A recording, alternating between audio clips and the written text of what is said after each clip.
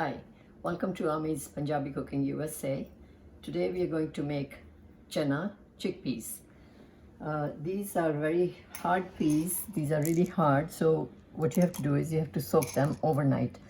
I took about 3.5 cups or 2 big mugs, 3.5 cups of chickpeas, and I soaked them in a pressure cooker last night, and I've already boiled them and the steam is out. So let's see if they should be really done.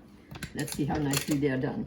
And also, when I soaked it, you have to put 1 teaspoon, in that amount you have to put 1 teaspoon of baking powder at night. And leave it in when you're boiling it.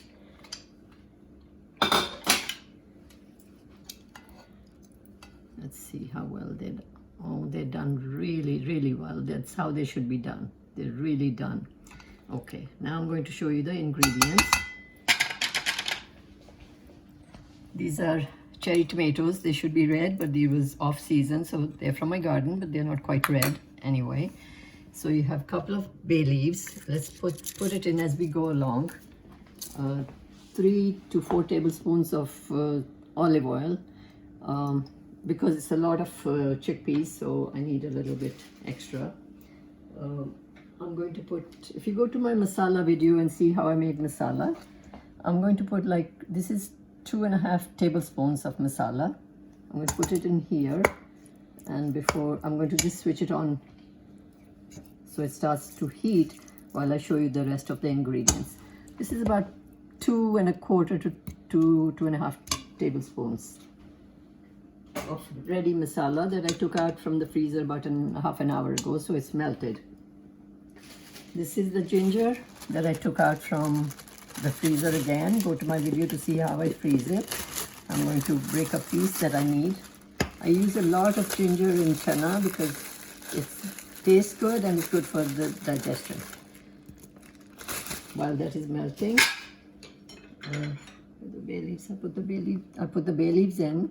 This is one whole big cardamom which I broke up already.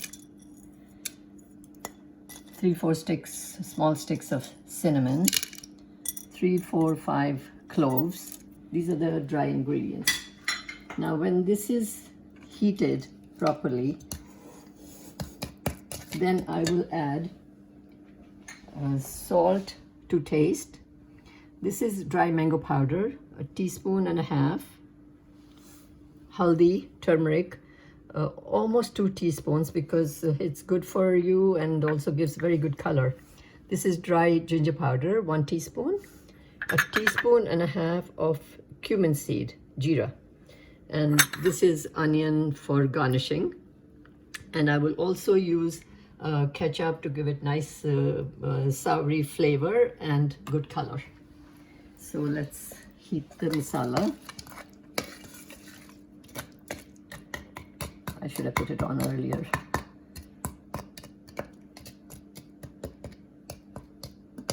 Okay, you can see the masala is really sizzling. The ginger is also being done a little bit. So I'm going to put all the dry ingredients, the salt, dry mango powder, haldi, turmeric, dry ginger powder, and cumin seed, jeera. I put the heat a little bit down because masala is done really nicely. Actually, masala is already done. I just needed to heat it. Now it's heated. Now I'm going to add the tomato.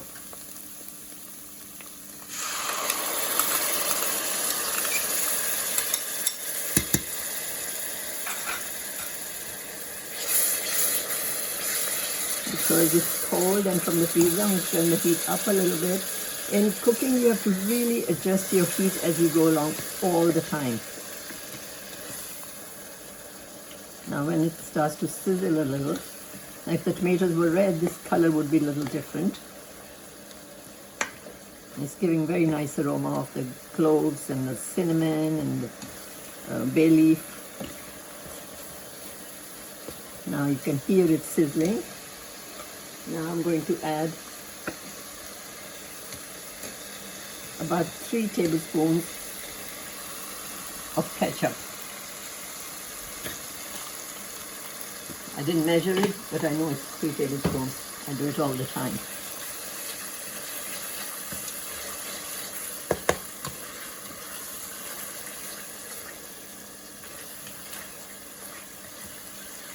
Now turn the heat down a little bit.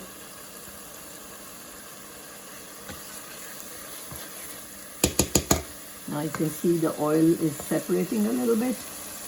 And here is the oil. See, that means masala is really cooked properly. Now I'm going to add the chickpeas in it without the water. We'll add a little bit of this water at the end.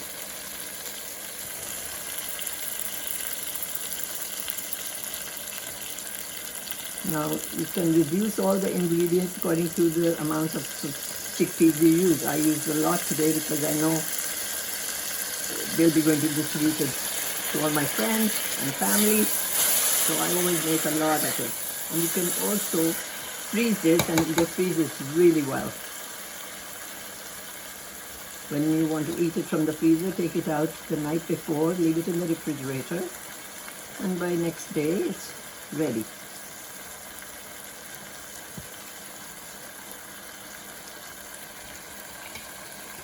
Now you don't need to see me putting all of it. We'll see when the whole thing is. Okay, I put all the chickpeas from the pressure cooker into the pan. I'm going to cook it a little bit. Now, if you like your food hot, at this time, you can add a little bit of green chili. I just took it out of the freezer. How much you want to put depends on how you like it.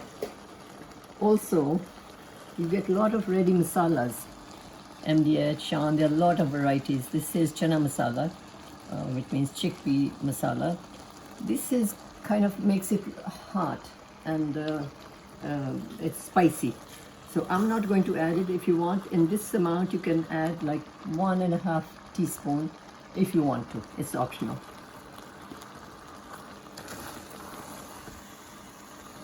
Now, since the chana is already cooked, what I like is, I don't like to see chana separate and there's no kind of little thickish gravy. So what I'm going to do is I just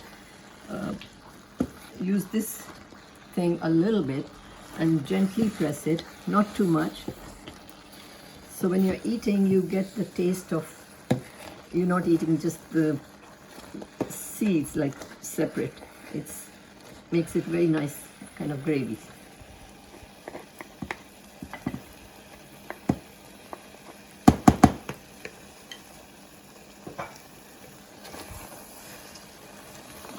As you can see, the consistency is really nice now. Now I'm going to add, let's see how it comes, 2 or 3 ladles of this water. And here, put the heat up a little bit. Mix it. It's smelling really good.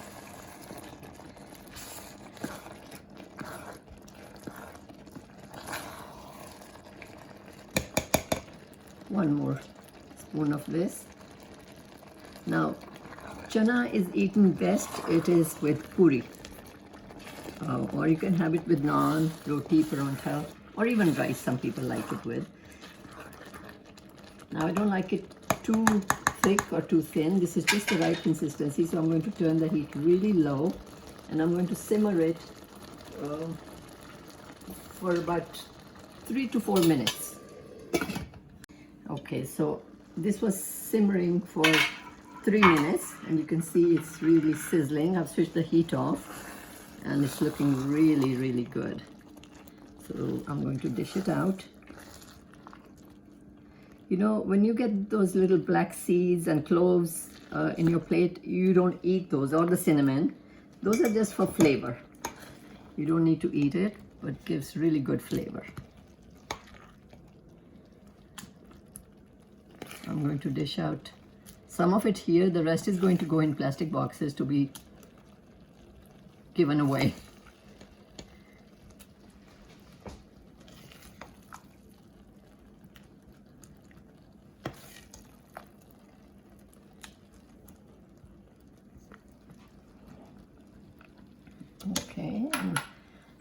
I'm just going to garnish it with onions. And your chana dish is ready. If you like what we did today, please subscribe to my channel and click the like button.